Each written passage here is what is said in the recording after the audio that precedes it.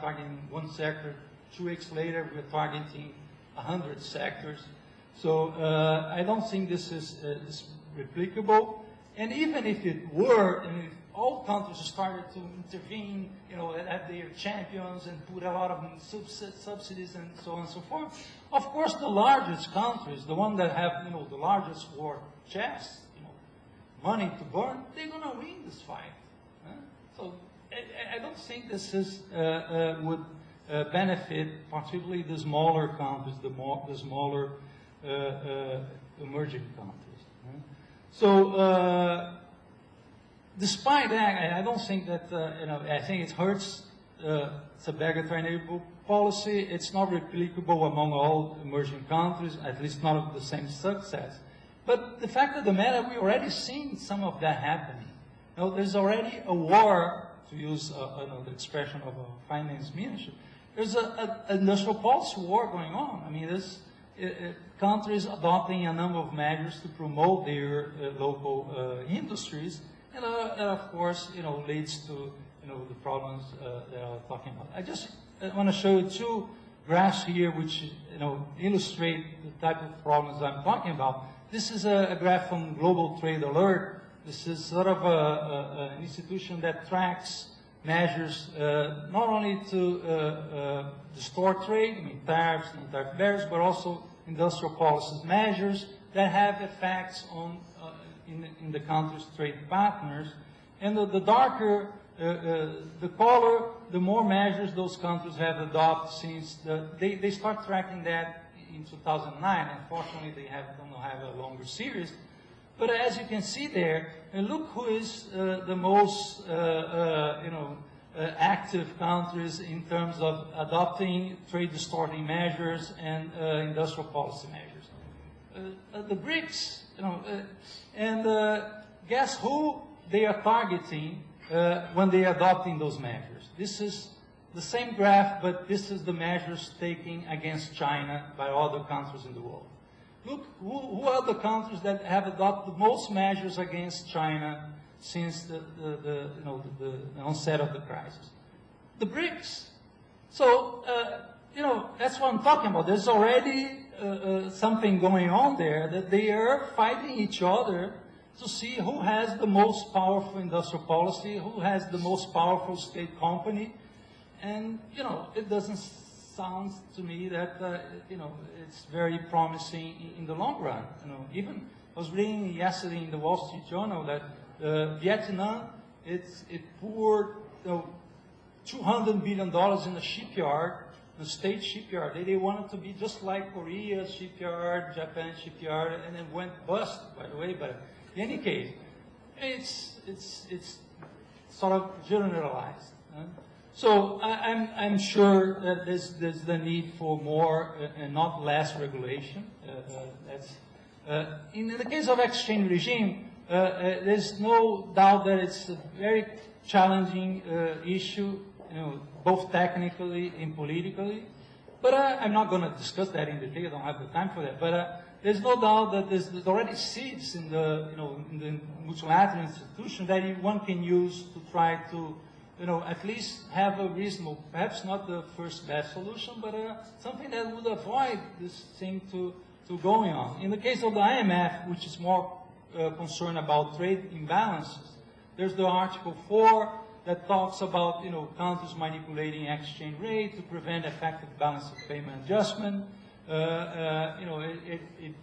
It goes further in saying that protracted large-scale intervention in one direction in the exchange market, it's something that should be prevented. So the issue of the IMF is that they don't have a tradition of dispute settlement mechanisms. I mean, and they don't have much clout or leverage against surplus countries. I mean, who cares if the IMF says that? If I don't have a balance of payment problem, I don't need their money. So I'm going to keep doing that. In the case of the WTO, the focus is on the impact on trade volumes, and there we also find, space, let's say policy space, to try to deal with those issues. For instance, in Article 15, there is this saying that the contracting parties shall not, by exchange rate, action frustrate the intent of the provisions of the agreement.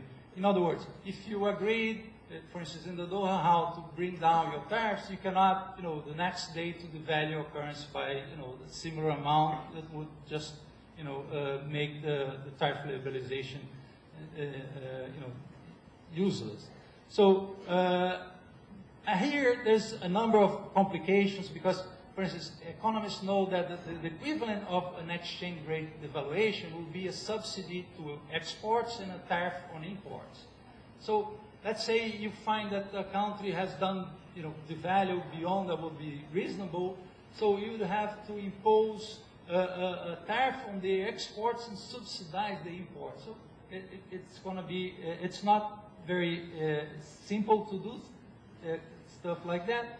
But anyway, I think the seeds are there, and I believe if there is political will, we can move and try to find a reasonable solution. In the case of industrial policy, I mean, there's clearly room there already in the regulations that we have in the WTO to deal with some of the problems.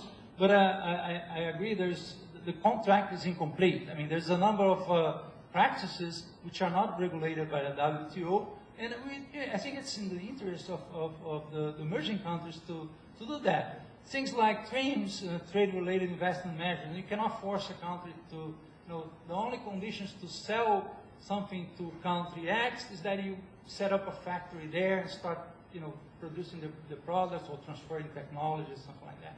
This is already banned by the WTO, but it's a practice that you see going on everywhere. And again, it's not just now the South against the North. I mean, there are countries in the South that are being hurt by exactly the same kind of practices. So you need to be more careful about that. The issue of state aid and state companies, international trade, it's also, I think, an important issue which is not totally regulated. I mean, countervailing duties are not going to take care of that. This export financing, government procurement.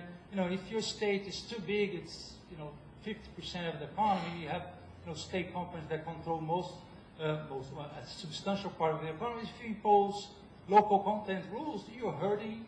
You're imposing barriers for a lot of your trade. So that's a number of issues there that you need to address. So just to conclude,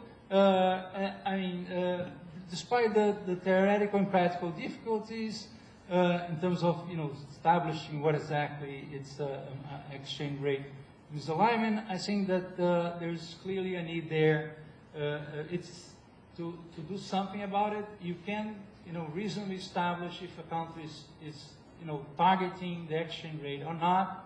This has consequences that are important, particularly for their trade partners, and I think it needs to be regulated. The same thing applies for industrial policies.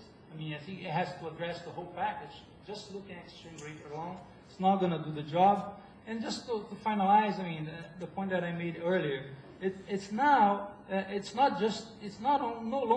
longer an issue of the non-industrialized South against the industrialized North. I mean, it's this, this is an issue between the South and South. It's an issue between the BRICS as well. So, they need to rethink about this idea that we always need more policy space and less regulation. Thank you very much.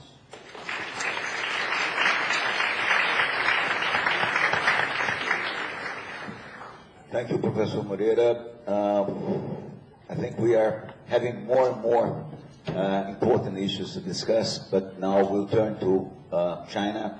And as China has been mentioned several times during the other presentations, I think Professor Sun has a very hard job to, but I'm sure he will do it very well. So, Professor Sun, please have a word. Luis, you should ask whether he wants to talk or he will take the fifth.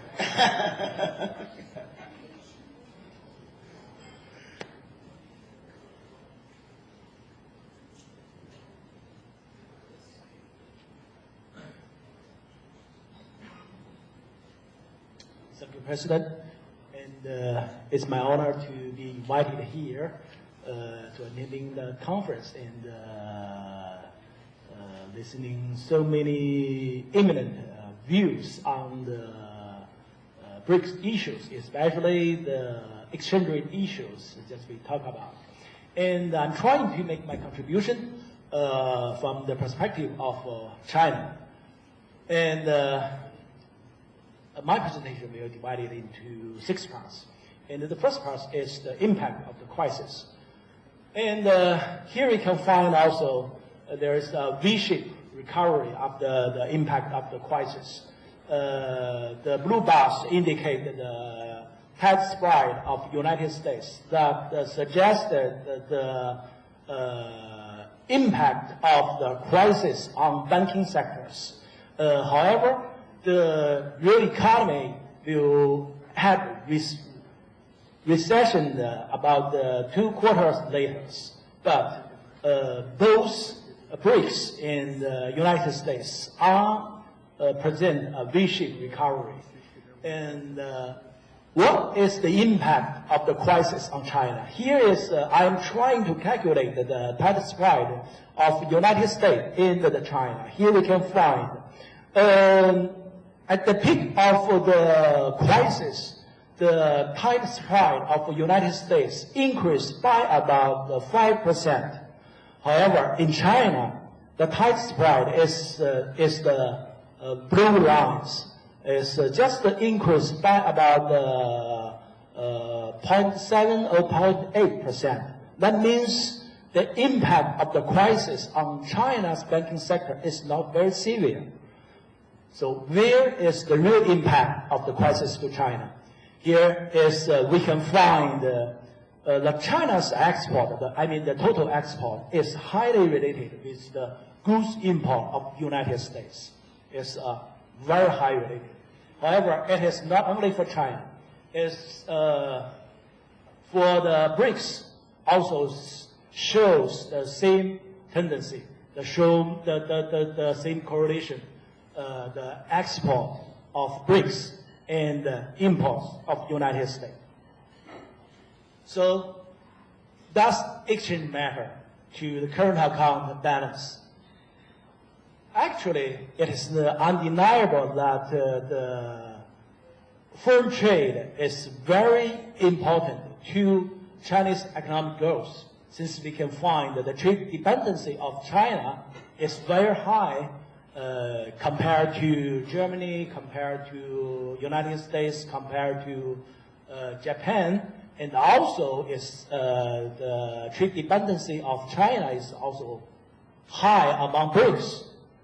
That's the red lines. So it is really the impact through the trade channel on China is very serious. But we can find since the exchange regime reform in China since 2005, the exchange rate of RMB have appreciated, gradually appreciated. However, just almost at the same time, before the crisis, from the 2005, we can find that the trade balance or trade surplus of China was steadily increased. Well, however, when crisis came, the exchange rate of RMB became stable, and the trade surplus decreased. After the impact of the crisis, China again to repack RMB to a currency basket and restart the RMB appreciation process. Here we can find also the trade surplus is also